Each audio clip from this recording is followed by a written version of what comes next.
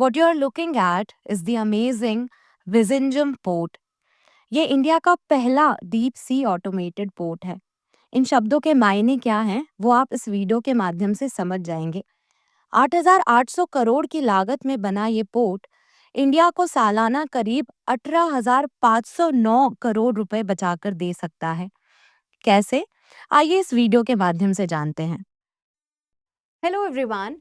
Prime minister Narendra Modi ने आज Vizhinjam port जो कि केरला में स्थित है उसका इनॉग्रेशन कर दिया है। इनॉग्रेशन सेरेमनी में केरला के चीफ मिनिस्टर और member of parliament Shashi Tharoor भी मौजूद थे। आप पीछे इमेज में देख सकते हैं उनकी मौजूदगी।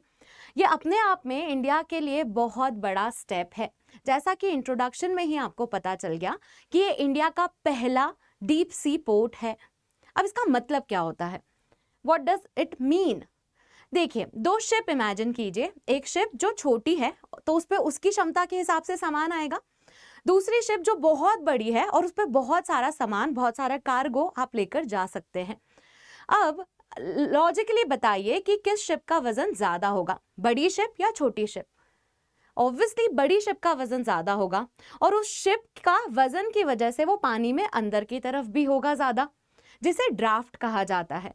तो लार्ज शिप्स को अगर आपको पोर्ट पर एंकर करवाना या रुकवाना है तो उसके लिए आपको गहराई ज्यादा चाहिए रहती है पोर्ट की। तो इंडिया के पास जब डीप सी पोर्ट्स नहीं थे तो हम लार्ज शिप्स को रुकवा नहीं पाते थे। हमारे पोर्ट्स को डीप सी बनाने के लिए भी हमें एक्स्ट्रा एफर्ट्स लगाने पड़ते हैं। अब जो खूबसूरती की बात विजिंजम पोर्ट के रिस्पेक्ट में ये है कि उसकी नेचुरल गहराई ही 20 मीटर से ज़्यादा है। तो इसीलिए ये एक बहुत अच्छा लोकेशन है। इसी वजह से इसको एक डीप सी पोर्ट की तरह हमने बनाया है। इस पोर्ट की इम्पोर्टेंस आपको समझ में तब आएगी जब आप इसे कंपेयर करेंगे हमारे एग्जिस्टिंग पोर्ट से। हम स्टैटिस्टिक्स देखते हैं। जो स्टैटिस्टिक्स है वो किसके रिस्पेक्ट में? Depth of major ports in metres. तो ये जो जवाहरलाल पोर्ट ट्रस्ट है मुंबई में, इसकी डेप्थ कितनी है? 14 मीटर्स। मुंद्रा जो है गुजरात में, उसकी डेप्थ कितनी है? 17 मीटर्स। कोची पोर्ट की 14 मीटर्स। चेन्नई 16 मीटर्स। विजिंजम जिसके बारे में हम डिस्कस कर रहे हैं वो है 20 metres. Jebel Ali UAE 18 metres. Colombo का पोर्ट 18 मीटर्स। सिंगापुर का पोर्ट 20 मीटर्स है।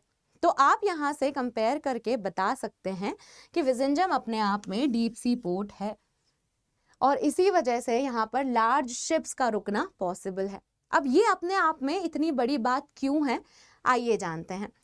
देखिए, जब हम बहुत सारा सामान मंगवाते हैं तो वो लार्ज शिप से आता है। इंपोर्ट एक्सपोर्ट का जो लॉजिक है उसमें लार्ज शिप्स के थ्रू हमारा सामान आता है। अब अगर इंडिया के पास कोई ऐसा पोर्ट नहीं है जहाँ पे वो लार्ज शिप रुक सके तो क्या होता है, वो फॉरेन पोर्ट्स पे चली जाती हैं। वहाँ से फिर वो छोटे छोटी शिप्स में वो सामान जो है वो हम तक पहुँचता है। इसका मतलब क्या है कि वो सामान को भारत तक पहुंचने में ज़्यादा समय भी लगता है और हमारे मर्चेंट्स को ज़्यादा पैसे भी देने पड़ते हैं क्योंकि वो कहीं और लोकेशन से फिर सामान रीडायरेक्ट कराते हैं। मतलब ट्रांजिट टाइम और ट्रांजिट पैसा जो है, कॉस्ट जो है, वो दोनों ही ज़्यादा लगती हैं। इस वजह से हम बहुत सारे खर्चे भी इन चीज़ों की वजह से करते हैं। ये जो अभी मैंने प्रोसेस बताया जिसमें एक बड़े शिप में सामान आता है और फिर उसको दूसरी शिप्स में ट्रांसफ़र करते हैं, इसे ट्रांसशिपमेंट कहा जाता है। तो विजिंजम के होने की वजह से हमारे ट्रांसशिपमेंट में बहुत ज़्यादा टाइम बचेगा, हमारा कॉस्ट जो है वो बहुत बचेगा, हमारी जो एफिशिएंसी है ओवरऑल मैरीटाइम ट्रेड की वो भी बच जाएगी, वो भी बढ़ जाएगी। Now let's talk about the second advantage जो इस पोर्ट की वजह से हमें मिल रहा है। वो सेकेंड एडवांटेज है इसकी क्लोजनेस इंटरनेशनल शिपिंग रूट्स से। जो हमारे मेजर ट्रेड रूट्स हैं उससे इसकी क्लोजनेस, जो शिपिंग रूट्स है उससे इसकी क्लोजनेस, आइए देखते हैं। स्टैटिस्टिक्स भी अवेलेबल है मेरे पास, पहले आप मैप देख लीजिए। ये इंडिया है, ये विजिंजम पोर्ट है, एज आई मेंशन ये केरला में है। तो यहाँ पे आप देखेंगे तो इंटरनेशनल रूट से इसकी क्लोजनेस ज़्यादा है। डेटा देखते हैं हम, डिस्टेंस बिटवीन मेजर पोर्ट्स और international shipping root. Vizhinjam port की डिस्टेंस कितनी है? 10 नॉटिकल माइल्स। कोलंबो पोर्ट जो कि श्रीलंका में है उसकी 30 नॉटिकल माइल्स है। मुंद्रा पोर्ट की 250 नॉटिकल माइल्स। जेबेल अली पोर्ट जो कि दुबई में है 11.35 नॉटिकल माइल्स। और सिंगापुर तो खुद उस रूट पर ही लोकेटेड है। तो आप देख सकते हैं कि विजिंजम पोर्ट की दूरी इंटरनेशनल शिपिंग रूट से काफ़ी कम है, तो extra advantage again saving of cost, हमारी जो मेरीटाइम एफिशिएंसी है वो भी बढ़ेगी ही। तो दो मेजर एडवांटेजेस देख लिए हमने, एक तो पहला हमारा डीप सी पोर्ट है ये, दूसरा इसकी क्लोजनेस जो है इंटरनेशनल शिपिंग रूट से वो ज़्यादा है। आपको ट्रांसशिपमेंट भी समझ में आ गया होगा, ट्रांसशिपमेंट हब क्यों कहा जा रहा है इसे, ये भी बात आप लॉजिकली सोच सकते हैं, क्योंकि ट्रांसशिपमेंट में क्या होता है, हम बड़ी शिप से सामान जो है वो दूसरी शिप्स में ट्रांसफ़र करते हैं। तो यहाँ पर इसकी कैपेसिटी और इसका डीप सी का नेचर जो है, इस वजह से ये पॉसिबल हो पा रहा है। अब कॉस्ट बचाने की बात तो हो गई, एक कॉस्ट बचाने की बात मैं भी आपके लिए कर देती हूँ। अनअकैडमी का जो सब्सक्रिप्शन है, जिसका ऑफर हम सबसे लोएस्ट प्राइस पे अभी तक दे रहे थे और जो 30th को ही ख़त्म होने वाला था, वो अब एक्सटेंड हो गया है। और ये एक्सटेंशन जो है वो सेम कॉस्ट पे, कुछ भी एक्स्ट्रा नहीं देना है आपको। तो 17,999 में आपको सब्सक्रिप्शन मिल रहा है, साथ ही में 12 मंथ्स का एक्सटेंशन भी मिल रहा है।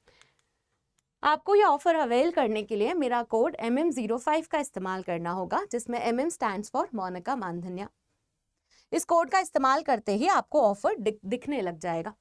अब आपके पास क्या क्या बैचेस अवेलेबल हैं वो जान लेते हैं। वो डिपेंड करता है आपके दो इंपॉर्टेंट क्वेश्चंस पे। सबसे पहला तो आपका टारगेट ईयर क्या है, और दूसरा आप किस भाषा में पढ़ना पसंद करते हैं। अगर आपका टारगेट ईयर 2026 है और आपको यही भाषा जिसमें मैं अभी बात कर रही हूँ आपसे, उसी में ही पढ़ना अच्छा लगता है, तो आपके लिए मंजिल बैच है, जिसका टारगेट ईयर 2026 है और उसकी भाषा क्या है, बाइलिंगुअल, हिंदी और इंग्लिश दोनों का मिक्स। अगर आपका 2027 का है टारगेट ईयर, तो आगाज बैच, 2028 के लिए नीव बैच। अगर आप हिंदी में ही पढ़ना पसंद करते हैं, हिंदी मीडियम के छात्र हैं, तो आपके लिए प्रारंभ बैच और संभव बैच है। उनके ईयर्स, टारगेट ईयर और उनकी स्टार्ट डेट भी मेंशन्ड है। अगर आप पूरी तरह से इंग्लिश में पढ़ना पसंद करते हैं, तो हम आपके लिए इग्नाइट बैच ऑफर करते हैं, जिसमें इंग्लिश में ही आपको पढ़ाया जाता है। ये 2026 के लिए है और उसका स्टार्ट डेट भी आपको मेंशन्ड है। एनरोल करने के लिए आपको मेरा कोड MM05 का इस्तेमाल करना होगा। अब बात करते हैं फिर से उसी पोर्ट की और उसके कुछ की फैक्टर्स की। 8,800 करोड़ रुपए का जो पोर्ट बना हुआ है, उसमें किसने कितना खर्चा किया, पहले उसके बारे में बात कर लेते हैं। पब्लिक प्राइवेट पार्टनरशिप से बना हुआ है ये पोर्ट, जिसमें सेंट्रल और स्टेट गवर्नमेंट दोनों ने ही पैसे लगाए हैं। अडानी ग्रुप के द्वारा ये बनाया गया है।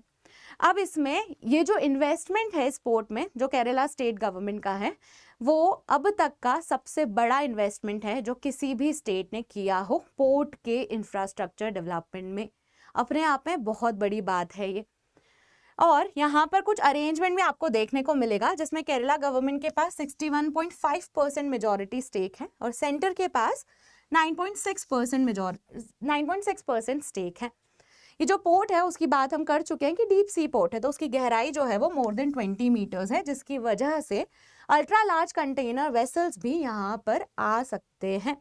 इसकी और एडवांटेज की अगर हम बात करें, तो हमने ये तो बात कर लिया कि वो इंटरनेशनल रूट से बहुत कनेक्टेड है, इंटरनेशनल जो मैरीटाइम रूट्स है उससे उसकी कनेक्टिविटी बहुत अच्छी है।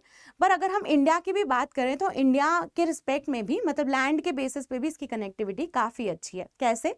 हाईवे के पास में है, ये रेलवे से भी कनेक्टेड है और त्रिवेंद्रम एयरपोर्ट के भी पास में है ये, तो इसकी कनेक्टिविटी इन सारे सेंस में भी बहुत अच्छी है, which gives an added edge to the sport. अब क्या अच्छी बात है, क्या इसका इम्पैक्ट हो सकता है, उसके बारे में बात करते हैं। इंडिया की डिपेंडेंस जो है वो फॉरेन पोर्ट से वो कम हो जाएगी, क्योंकि अब हमारे पास खुद का डीप सी पोर्ट है। हमारा टाइम और कॉस्ट दोनों ही बचेंगे, इंपोर्टर्स एक्सपोर्ट दोनों के केस में टाइम और कॉस्ट बचेगा। आप लॉजिकली भी सोच सकते हैं, ट्रांसशिपमेंट का जो फंडा मैंने आपको समझाया उससे ये क्लियर हो जाएगा। रेवेन्यू बढ़ेगा, जॉब्स आएंगी और स्ट्रैटेजिक इन्फ्लुएंस भी इंडिया का ग्रो करेगा, क्योंकि जैसे हम फॉरेन पोर्ट्स पे डिपेंडेंट थे, हो सकता है कोई कंट्री हम पे डिपेंडेंट हो जाए, तो we get more influence into the maritime route. Hopefully आपको अब तक की इन्फॉर्मेशन पसंद आई होगी। एक सवाल है जिसका जवाब आपको कमेंट में देना है। ये सवाल जो है वो आसान सा ही है, बस पता होना चाहिए, आसान सा तो क्या। What is the standard unit used to measure cargo capacity at container ports and on the container ships? जो कैपेसिटी है उसको मेजर किस यूनिट में किया जाता है? तो ये 4 ऑप्शंस हैं, gross tonnage, metric tons, 20 foot equivalent units and cubic metres. किसमें मेजर किया जाता है ये आप कमेंट में ABCD करके आंसर दे सकते हैं। जिसका आंसर सही होता है उसको मैं करेक्ट मार्क करती हूँ, जिसका आंसर गलत होता है उसको मैं ट्राई अगेन मार्क करती हूँ। अगर आपको इन्फॉर्मेशन पसंद आई है तो इस वीडियो को ज़रूर लाइक कीजिएगा, क्योंकि उससे हमें पता चलता है कि हम आपको सही चीज़ डिलीवर कर रहे हैं, सही कंटेंट पढ़ा रहे हैं। And thank you for watching.